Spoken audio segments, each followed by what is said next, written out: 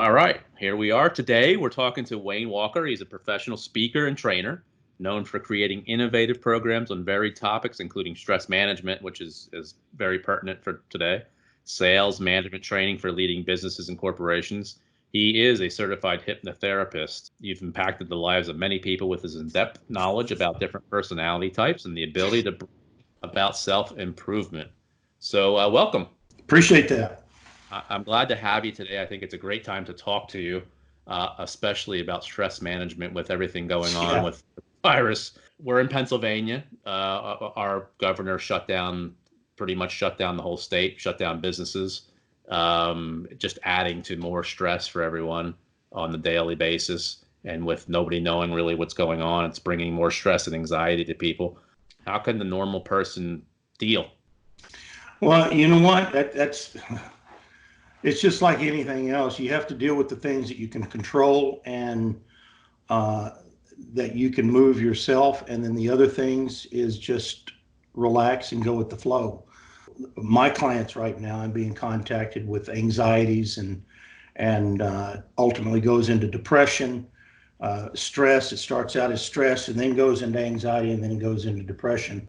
Them trying to figure out how they can control things when a lot of the stuff that we experience, we have the illusion of control. We don't really control anything because there's so many variables, or that spokes in a wheel, if you will. So the bigger question is how do we accept that and be okay with not having control? And it's different for different people. I mean, it depends on the individual. So, in my own area, we're shut down. I'm in the state of Texas. We're shut down, and I was reading earlier this morning that there's been a spike in domestic abuse because everybody's so confined, and obviously that's not the way to handle it. But how do you handle it? And it's hard sometimes. Sometimes when I work with people, I can get them through that in a couple of sessions. And depending on how vested their interest is into maintaining or hanging on to the anxiety or the stress, because people have to be willing to let that go. If they're not willing to let it go, then there's not anything that anybody can do. It doesn't matter whether they're taking pills or going to a medical doctor. They have to be willing to let that stuff go, and just chill. That's the biggest thing that I try to teach people is just chill. We've got a tremendous opportunity here right now. I don't, everybody is looking at the negative and we're in our house. We can't do anything. We're out of work. We're going to lose our job. What I've seen is a lot of companies that are willing to work with people on their mortgages, on their car payments and all, because this is a worldwide phenomenon. But I think that after we go through this, that we're going to be better for it, and we just have to get through it because it's going to identify some things or areas that we've had questions about, such as working remotely from home. Mm-hmm. A lot of people are there, and a lot of companies have said, well, that doesn't fit our parameters of how we work. Well, they've been forced to do that, and in that they've discovered that they can work from home. That there's different things that they have to make changes to, and they adjust those things. But by the time they're done, they've gone through this, we're going to see a completely different society, all the way from going to school, kids going to college, remote learning and all of this stuff here. Hey, do we need these college campuses? Do we need all of this? I mean, there's going to be a lot of stuff that's going to come out of this. How did you get involved with helping people? Well, when I was a kid, I was martial artist, and I started martial arts when I was 11 years old. And here in the state of Texas, I started kickboxing at 17, and I was training one day, and a friend of mine came over to watch the training, and he brought one of his friends who was an acquaintance of mine. He was an older gentleman. He was a psychologist, and he happened to be a hypnotist as well. So after I got done with my training, he said, you know what? He said, you need to let me hypnotize you. And I go, I had no idea what hypnosis was, never heard of it. I said, well, what does it do? He goes, you know what? It'll help you. I said, sure. So he started working with me, took me through a few sessions of hypnosis and got me to the point to where he could say 2 words and it would put me in that zone of hypnosis. And I would be in hypnosis during my fight. And I would Wow. hear the bell go off to start the fight, and the bell to end the fight, and everything in between I don't remember. Wow. I don't remember. And at the time when kickboxing was being introduced, it was a small community. And again, here in the state of Texas, a lot of times we'd fight people that we knew at our matches. And a guy came up to me after he was done. He goes, "Man," he says, "I don't know what was going on with you." He says, "But I hit you. I have never hit anybody as hard as I hit you." And he said, "You just kept coming."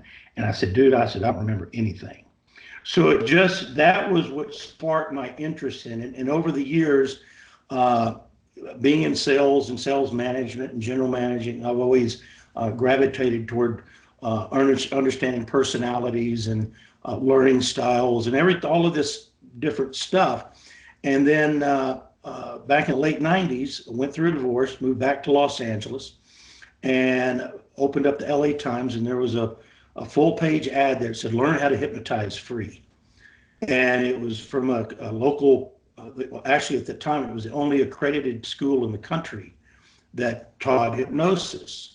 So I called them on Monday, went down there. They had a 2-week course that they were giving away free. It was 3 nights a week. You come in, you do it. And then afterwards, if you want to pursue it, then you can enroll into the school. So I went through the 2 weeks. I just found it fascinating and said, absolutely, I want to enroll. So I went to school for 2 years. And during that 2 years, I learned probably more about people than I care to know. But I learned a lot I became certified in handwriting analysis, past life regression, and all these different modalities of these different aspects of hypnosis. And I did that with absolutely no desire of turning it into a business or ever doing it as a professional. I did it because I wanted the information. And I worked with a few athletes after that, being, again, the martial arts and that. And then about 6 years later, I had a direction in my what I wanted to do in terms of my working world. And I said, hypnosis. And I started that, and I did some hypnosis shows for fundraisers for different organizations. And out of that, I got clients. And then from that point there, it just kind of snowballed. And then I got down here in South Texas about 8 years ago and have been doing hypnosis pretty much the whole time that I've been down here. What is reflective hypnosis? Reflective Mind Hypnosis. That's a name of my company. Okay. Is what Reflective Mind is. I've always been a person, and this is going back.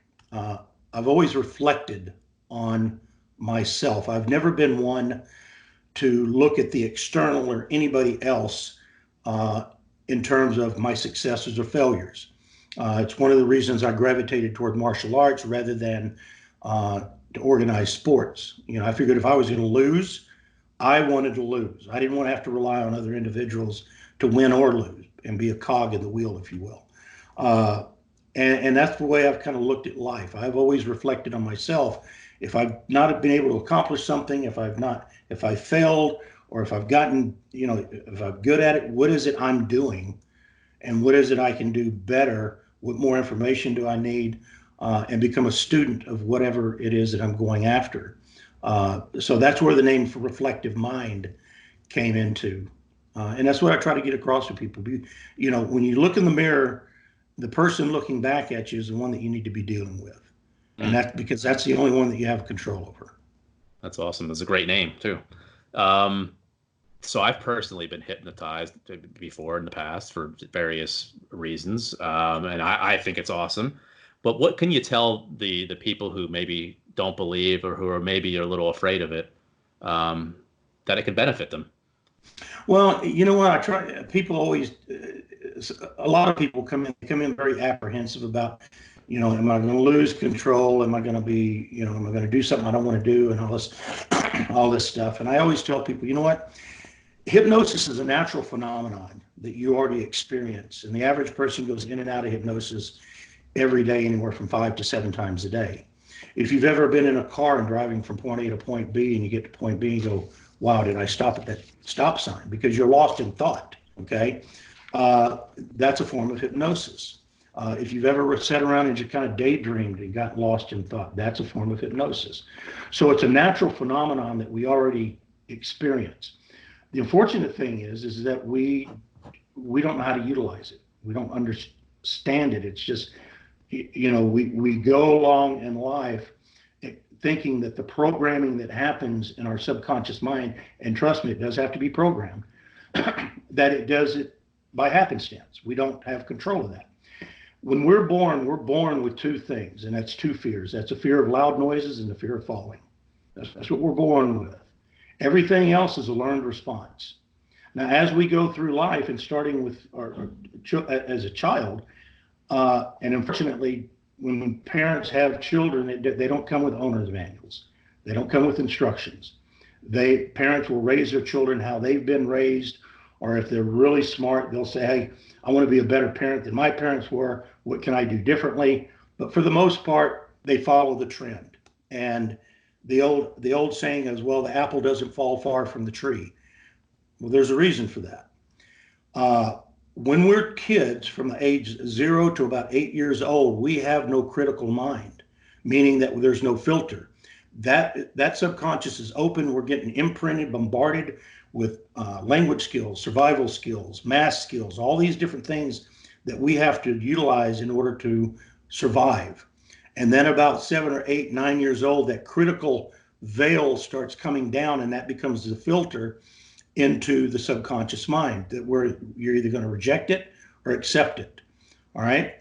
Well, with hypnosis, what we do is we go back and we lift that critical veil to open up the subconscious mind for additional programming, or to replace something that has been imprinted from years ago.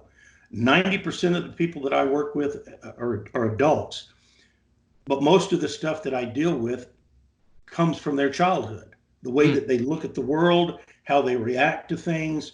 They say, well, my dad do this and I always do that. I don't understand. I've had 60-year-old men sitting in my office or online like we're doing, and they're having an emotional breakdown because of stuff that they've gone through with their parents years and years and years and years before. That stuff still affects them. Well, that has to be replaced. It has to be desensitized. We have to move it out of the way so it does not become or continue to become a part of the process in which you react or you make decisions. And that's what I do in hypnosis. And I always tell people, look, when you go into hypnosis, you're going to be more in control of yourself than you ever have been. If at any time that you feel that the subconscious mind feels that it's going to be that you have to wake up, it's going to wake you up just like you're being woke up out of a deep sleep, because the subconscious mind never sleeps. It's always filtering. And the example I give them, I said, look, if you're deep asleep at 2 o'clock in the morning and you hear glass and there's glass that breaks across the house, your subconscious mind is going to go, boom, hey, you need to wake up. Something is not right. But if you've got a dog that's in the room and it barks occasionally, whatever, subconscious mind is going to filter that out. You're not going to hear it unless the tone of that bark is different. All right. I mean, it's really amazing the way that these things work. So, and that's what I explain to people. It's just a process you're going to understand yourself better. And by the time we're done with this journey, you and I, by the time we're done, I'm going to have you to the point where I'm going to give you a great gift. And that great gift is understanding how you can utilize hypnosis for yourself to be able to utilize self-hypnosis. Because as I'm working with people, I'm training people on self-hypnosis. Because there are so many times, and even meditation, people will come to me and they'll say, well, I've been trying to meditate for a year and I just don't get it. I said, okay, well, let me hypnotize you. Give me about 3 sessions. I'll have you 5 years ahead of anybody else in meditation, because meditation and hypnosis is basically the same thing. Okay, you're still utilizing the subconscious mind. The difference in meditation and hypnosis is with meditation, you're trying to cut out the chatter. You're trying to focus. You're trying to get to that zone, if you will. Well, if you don't understand what that zone is and you've got no experience in it, then how do you know when you reach it? Whereas in hypnosis, I lead people in that direction and go through a guided imagery or meditation so they have something to compare it to. So when they go back and they say, okay, I now understand, I've gotten emails from people who said, thank you, thank you, thank you. My meditation sessions are completely different. Well, yeah, because you have something to compare it to. All right. It's just like anything else. If you want to learn how to do something, you have to be taught how to do it. You just can't do it. I mean, well, you can go through the trials and tribulations and work out, but why do that? Take the shortcut, you Mm-hmm. know? So that's what I try to teach people when I'm working with them to get them to that point. And you just mentioned that you can do it online, like via. Just like you and I are doing right now. As of probably about a year and a half ago, uh, all of my sessions were in person here in my local area. Occasionally I'd have people drive 3 or 4 hours down from up north down to meet with me. But right now, probably about 85% of my client is online, what we're doing right now. Awesome. Yeah, I mean, it's really amazing. It's absolutely, and there's no difference in meeting in person or online as long as I can see the person and take them, you know, through the process. It just, as long as they're willing to do it, you can follow some instructions. And and I tell people, look, when you're done here, the best thing you can do is forget you were here. Don't overanalyze it. Don't go back and say, hey, what if and did I and da da da da. Subconscious mind has its instructions. Just go about your day. It'll start changing. And I tell people, look, I said, your wife or your girlfriend or say kids or what, they will notice changes in you before you realize them yourself, because we tend not to understand or recognize our own natural self and what we do and don't do, because it's just part of who we are. But other people, because it's once you start changing, people notice that. It's like a hairstyle. Well, something's different. Have you changed your hair? Oh yeah, I'm doing my hair differently. Well, people notice that stuff. It does, behind your eyes, you don't notice things about yourself. What are some things that you commonly help people with hypnotizing them? Oh my gosh. Again, anxiety, depression, PTSD. It could be fears, phobias, stop smoking, lose weight, self-image. The saying is sometimes we're our own worst enemy. We say that we want one thing, but our actions will go against that. Well, that's a flaw in the programming that we have. Okay, it could be fear of success, fear of failure, and on and on and on and on and on. I mean, I dealt with so many different things. No person is the same. And when I worked with people, for example, I had a lady that I was working online in. I think she was in Minnesota, but she'll stop smoking. I have a 97% success rate with smokers. Okay, Wow. all right. And there's a reason for that. One of the reasons because of the way that I interview people, because I have my own ego to protect. I like to have success. All right. So I weed out those individuals that I know are not going to succeed because I have certain questions that I ask and I'm looking for certain answers, and I watch the body language. And if I get if I get a hiccup in any of that, I don't accept them as a client. Okay. Because I don't need the money. I want success for you. Okay. Uh, but she came to me for stop smoking, but she had other issues going on. To find out, there wasn't an issue that she didn't have a problem with smoking. She had an issue with stresses at work and dealing with her bosses and what they were placing on her and the stresses. And she used smoking as a way to cope with that. So I could go through all the hypnosis that I wanted with her to quit smoking, but until she dealt with the stresses and were able to put that in perspective, she was going to continue to run to smoking in order to deal with this issue over here. So all we did is refocus where we went. I dealt with the stresses over here, and 2 weeks later, she naturally quit smoking. Amazing. because she didn't have to run to that. So because so many times when people come to me and say, okay, Wayne, I've got X, Y, and Z that I've got a problem with. I say, okay, I'll take you at your word. Let's go through the first session, because the first session will tell me that I take time. Majority of my first session is taking the time, putting them in hypnosis, taking them out, putting them back in, conditioning them for hypnosis. And then if I have time, I may do some little peripheral work there. But along the way, the body is going to tell me what the issues are. Okay. So after that first session, I may say, well, you're telling me X, Y, and Z, but based on what I know and based on what the information you've given me, as far as your body has given me back, the issues are A, B, and C over here. So let's work on A, B, and C. And it could be just A. You deal with A and then B and C disappear and X, Y, and Z fade away. Because X, Y, and Z are the symptoms that have popped up as a result of A or B. So it's taking and putting little pieces of the puzzle together, and understanding the personality types, which is huge for me, because once you understand a person's personality, then you can kind of see the roadmap of how they make decisions, of how where the weaknesses and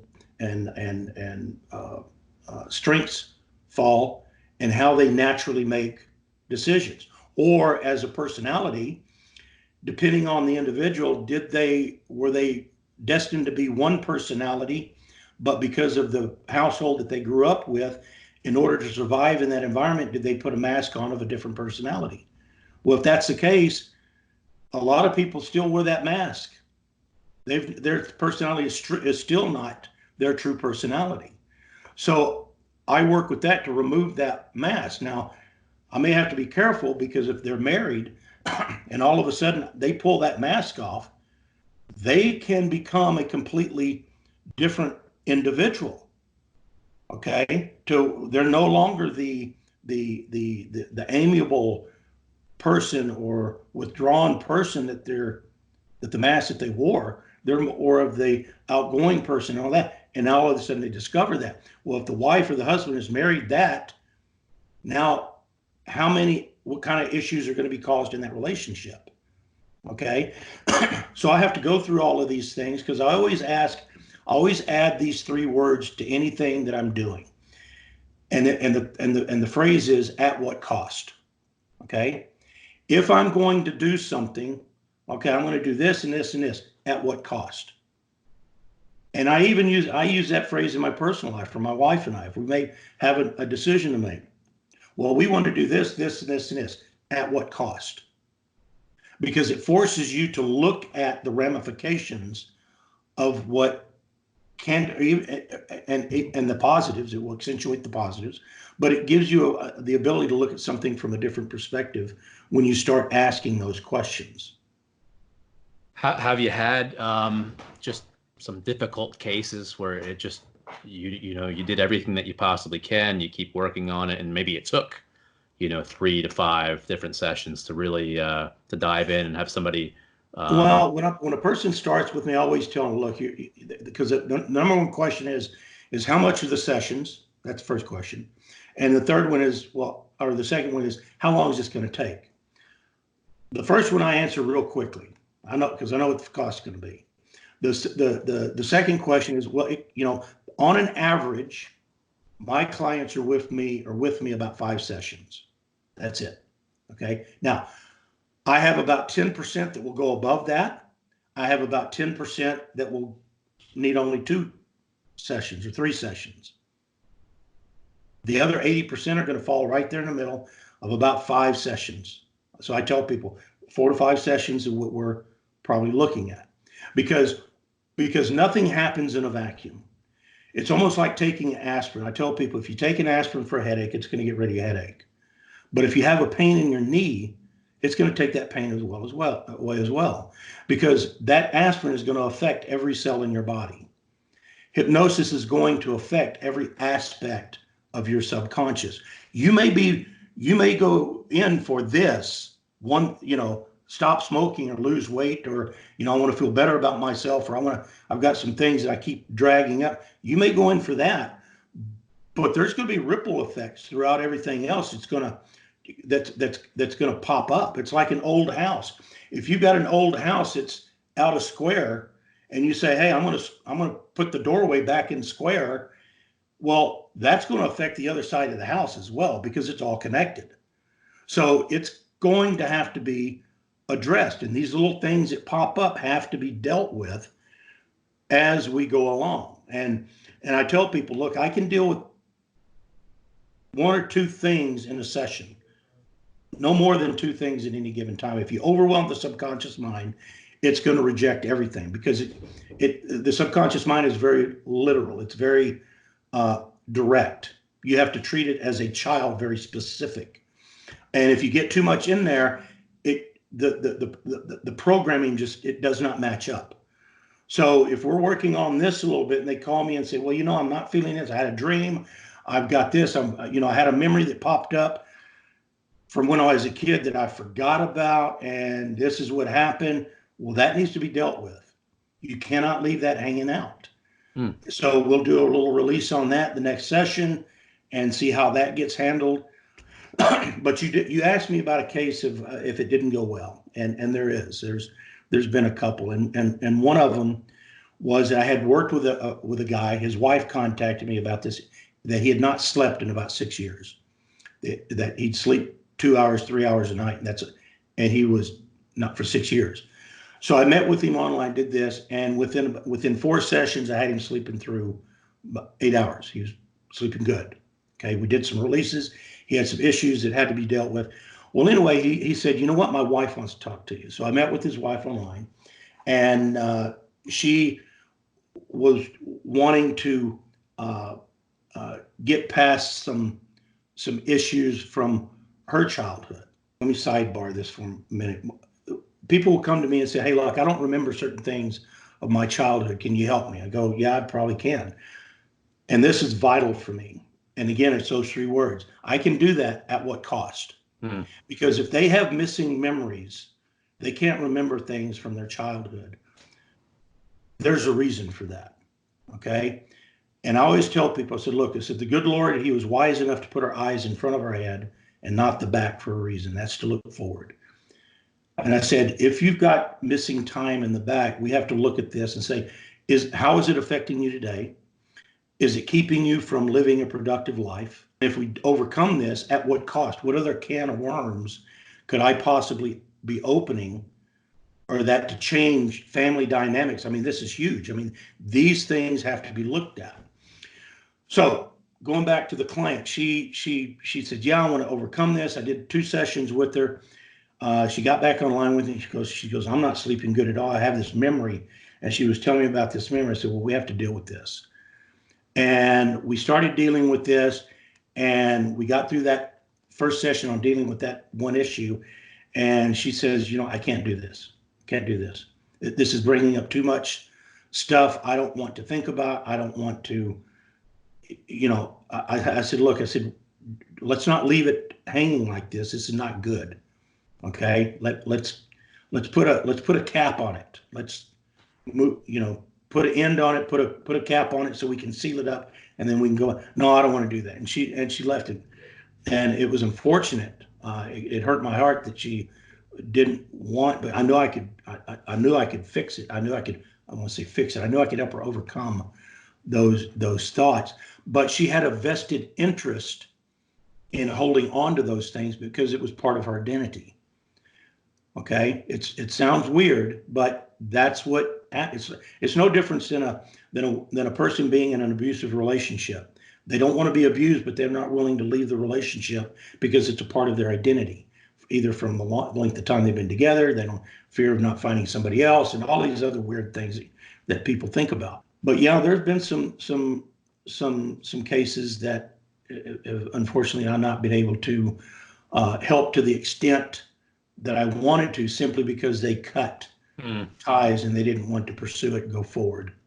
On a positive note, I don't know if you get a chance to ever reflect upon your own self, but hopefully you realize and can appreciate how much you do help people. How does it feel? How does it feel to be able to help people? Well, you know what? I've I believe that I probably should have been where I'm at today a long time ago. Okay. And I've always been one of these people that want to help people. Always, even as a kid, I would go out of my way to help people and that. And I don't like to see unjust things. I've allowed my mouth to get me in trouble sometimes just because I speak up about stuff. Okay. Uh, I feel very blessed for having the ability to do what I do. Uh, People have always been able to talk to me for whatever reason. I mean, I could go into a grocery store and say hello, and people will just talk. Okay. And I have no rhyme or reason why. They just do. Uh, and I have to step back sometime because I'm a very empathetic person. So I have to step back sometime to put that protection around me to not allow the things that I do and I work with people on to affect me in such a way that's going to be in a negative way. So I do have to pay attention to that.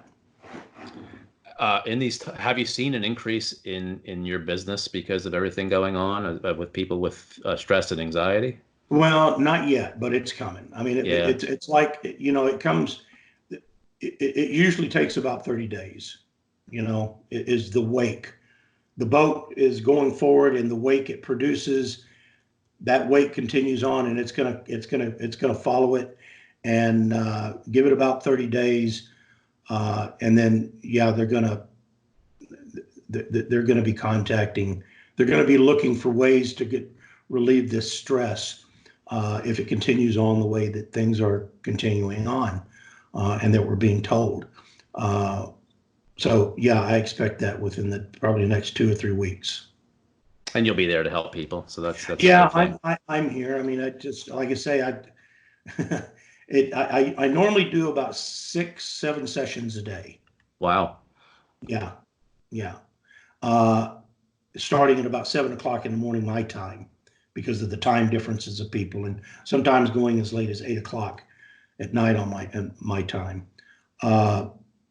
So that's a busy day and that's a very exhausting day. My wife tells me, look, you need to put a timer in front of you and that, because I always say, okay, it's going to be about an hour and 15 minutes and then an hour and a half, 40 minutes later, because I always want to make sure that people are that I help people, and I kind of, I go outside the scope of what we're there sometimes for, just, trying to give them life coaching, think about this, that type of thing. So I really am blessed for being able to do what I do. So when people are looking for you, what would make a good client, as well as what's a bad client for you? Who are you looking for and not looking for? A bad client is somebody that comes in and says, well, you know what, I'm here. My wife told me to come here and try this. I said, well, we're done. Because if you're going to try is a fake word. Try is a word that all my clients, there are 3 words that you must eliminate from your language. That's try, but, and can't. Okay. You need to eliminate those words from your vocabulary because try, you're either going to do it or you're not. There is no try. Try is a fake word. If you want to find out who your friends are, call them and say, hey, I'm moving. Can you help me this weekend? And if they say, well, I'll try to be there, they ain't coming. Okay. They're not coming. All right. Now you know who your friends are. So a good client is somebody that wants to make changes. They're willing to follow instructions. They may not understand the process. A lot of people, when they get to me, they literally tell me, Wayne, you're my last hope. I've tried everything else. I've gone to doctors. I've got the pills. They don't work. I've done talk therapy. It doesn't work. It hasn't helped. And I'm saying, look, I wish you had seen me first. Okay. Because literally when I can tell a person that on an average, my clients are with me, 3 to 5 sessions. They hear that and they go, well, that's kind of hard to believe. I've spent the last 5 years in therapy and it's not helped. Well, I don't know what to tell you. Go through the process and we'll see. I said, if you want to continue to go through your therapist and have a chat with them, that's fine. But let's solve the problem first and then go. See, as a hypnotist, I don't care about the history, how you got where you're at, why you're where you're at, and all that. I don't care about all that. It doesn't. It has no bearing on what my role is at all. I deal with the issue. Okay, if you can't sleep at night, I'm dealing with that, and we'll go back because in hypnosis, once people can lie to me. People can, if they'll tell me as much as or as little as I want to know. But once I get them in hypnosis, the one person they can't lie to is themselves. Because when I'm asking the questions and giving directions as they're in hypnosis, they can't lie to themselves. They have to deal with that process. And that's the difference between a talk therapist and a hypnotherapist. We're not interested in doing a lot of talking between each other, because when I put a person in hypnosis, if I ask them a question, I'll have them move a finger to give me a response, but they'll never answer me while they're in hypnosis. That's not what I do. So they don't have to worry about that. And the weight, when I tell a person that you can see the stress just leave their body, because the last thing they want to do is show up at another stranger's place and regurgitate everything that they said 15 times before and feeling embarrassed and this and all of this, ashamed or whatever the case may be. I don't have to know any of that. I just need to know your name and is your credit card good to pay the session? That's it. Okay. Other than anything else, you don't have to tell me anything. Here we go. So, and there's a lot of, like I said, there's a lot of safety in that for a person. Okay. Because the body, like I say, the body will give me the responses that I need. Can a psychologist counteract what you're doing, per se? Can they counteract? Could they put a little roadblock up or reverse what you're doing a little bit? You mean after I'm done? Yes. It depends on the individual.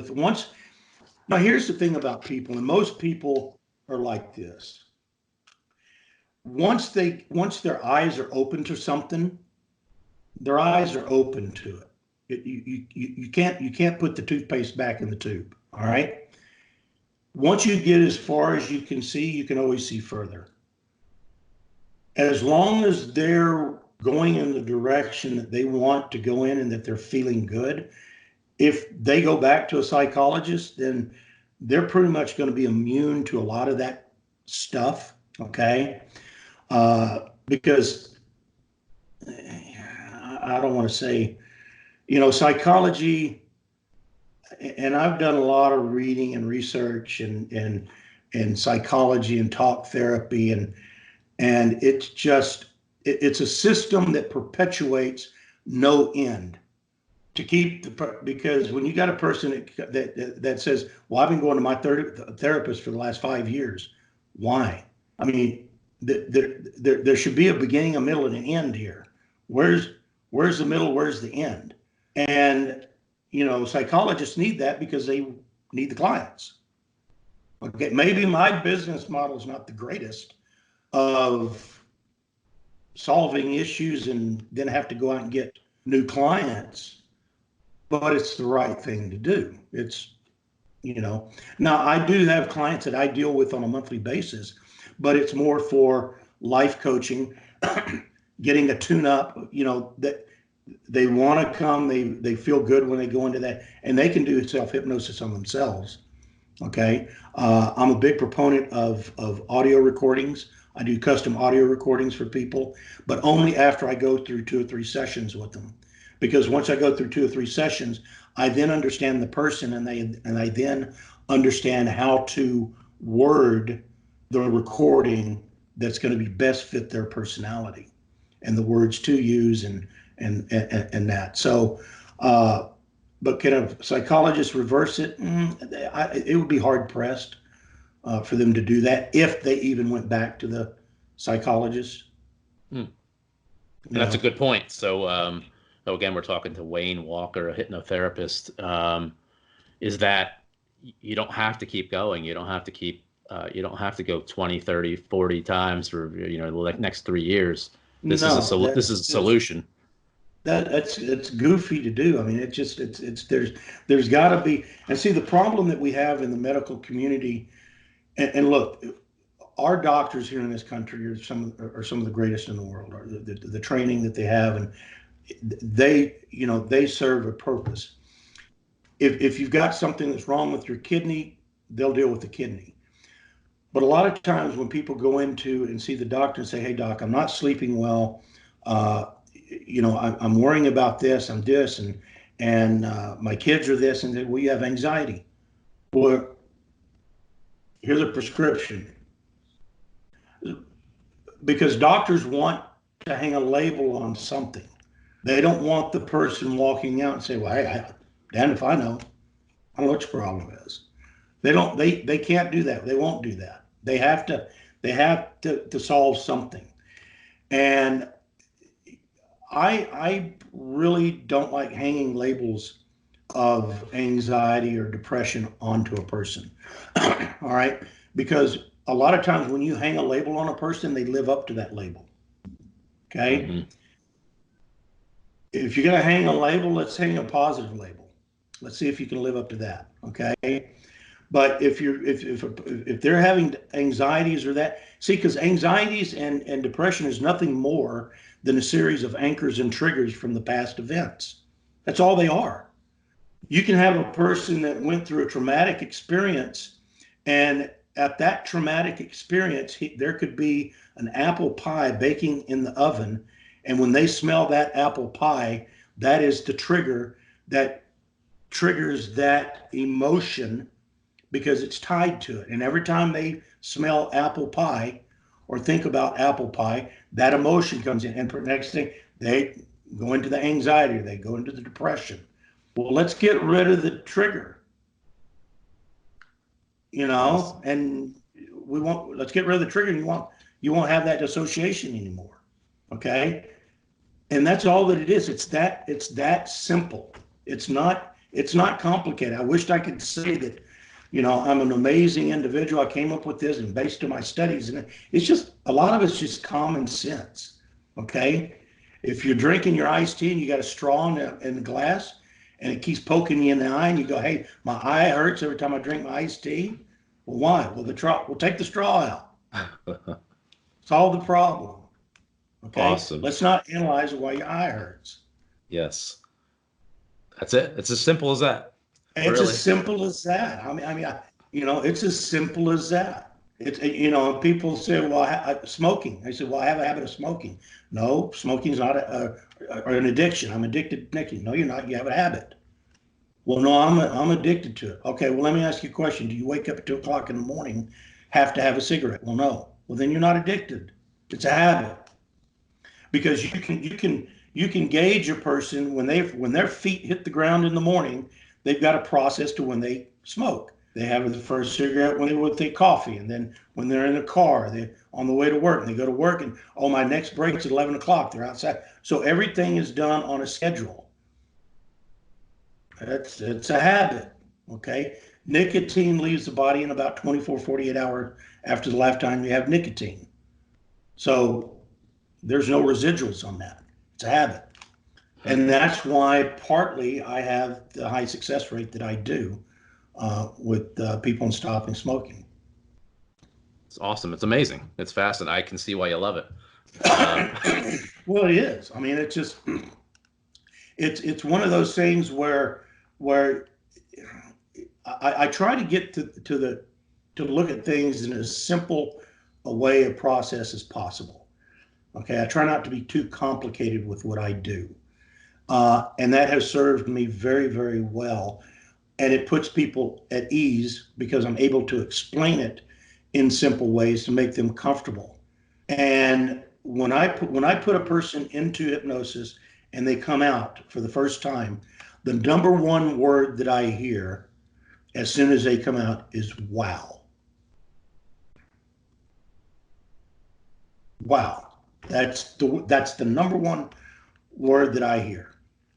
And they look at me with a befuddlement of amazement, of excitement, of this, and it just, it's a really, really neat feeling to be able to lead people down that path. And one of the analogies that I use with people is, look, I want you to imagine yourself that you're an instrument, okay? And you play your instrument. As a matter of fact, you're the only person that can play your instrument. You're the best player of that instrument. I said, now me, I don't know how to play your instrument. I don't want to know how to play your instrument, but I'm a conductor. I am going to conduct you in such a way that by the time where our time is done with each other, that you're going to play your instrument and know more about your instrument than you ever have before in your lifetime. And I said, if you're willing to follow that process with me, I will be on your Christmas card list for years to come. Perfect. And then they go, okay, and that's the way that I explain things to people. And it's, because it's people want results, and pills aren't it. Pills aren't it. So Wayne Walker again. How does somebody get in touch with you? How do we reach out to you and contact you? My website is rmhypnosis.net, which is Reflective Mind Hypnosis. My email address is wayne@rmhypnosis.net. My phone number is 956-622-7989. Contact me either one of those three ways. I answer my own phone. I don't have a receptionist. Most of the time, everything is forwarded to my cell phone, so they're always able to get in touch with me. And that's the best way to do it. I always tell people, go to my website, look everything over. That way, it'll write down your questions, so when we get together, I can answer your questions, and we can figure out the best approach for you. And then if I don't think that I can help you, I'm going to let you know. I mean, because I want to make sure that what our time together is productive. Awesome. Well, we'll throw all your links up on the video and also in the description so everybody can reach out to you. I highly recommend it. I have not worked with Wayne personally, but I have been hypnotized before, and it's, for me, awesome. Well, you know what? It's one of those things where when I first meet people and I'm interviewing them, I always ask them what their religious affiliation is. And people kind of look at me and say, well, that's kind of weird. Why you do that? And says, well, I need to know what your perspective is, what your belief systems are in order to help you correctly. Because if you're an agnostic or if you're an atheist and I'm coming from the point of view of a Christian, then those two aren't going to match up. So I have to know that information. The other thing is I tell people, if you pray, if you're a religious person, you pray. Do a couple of hypnosis sessions with me, and I will take your prayer sessions to a whole different level, because prayer and hypnosis are one and the same. If you look back in history of the wording that the priests and the preachers and pastors used to use about prayer, they used the term of going into prayer. I'm going to go into prayer. Well, if you're going to go into somewhere, that means it's a different location. And if it's a different location, that's in the subconscious mind. So prayer and hypnosis are one and the same. And once you get to that level, if you approach it from that perspective, you're going to have a completely different relationship with your creator, because you're going to be communicating on a completely different level. It's not going to be a superficial, hey, good Lord, please bless me. I really want this and that. It goes above and beyond that. It gets down into, because a lot of times we have to be quiet in order to hear. Perfect. Thank you, Wayne. I appreciate it. It was You're very awesome talking welcome. to you. And I Very think you much. can definitely help some people out with everything going on. Thank you so Thank much. you.